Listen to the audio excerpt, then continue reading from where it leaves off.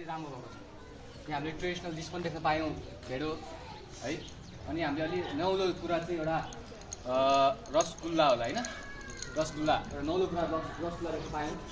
अनि यहाँ मोमो पनि बनाउन प्रयास गर्नुभएको छ है। छोटो समयमा हामीले के गर्नु भनेको टिमवर्कमा गर्नु भनेको राम्रो। यो हामीले एकजनाले सक्छौँ त, एकजना मात्र सक्छौँ। यो टिमवर्कले चाहिँ हामीले यति धेरै डिस रेडी गऱ्यौँ है। यो आफैमा एउटा राम्रो पक्ष हो। हामीले सबैले आफूलाई पुग्ने गरी बनाएको छ है सबैले।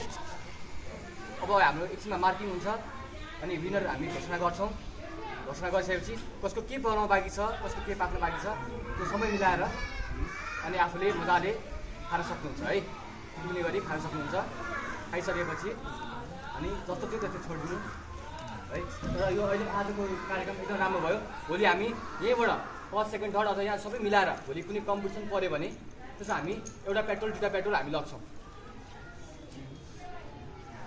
इन्टर स्कुल कम्पिटिसन कहीँ भएछ भने हामी त्यही अनुसारकोले सबै पेट्रोलबाट बेस्टको हुनुहुन्छ टिपेर लिएर हामी अनि हामी कम्पिटिसन जान्छौँ। यही कुराहरू हो हामी कम्पिटिसनमा देखाउने भने यही कुराहरू हो। यसमा अलिक केही सुधार गर्नुपर्छ आफ्नो हरेक पेट्रोल सुधार गरेर अनि एउटा बनाएर राम्रो भनेर हामी त्यो डिस सो गर्छौँ।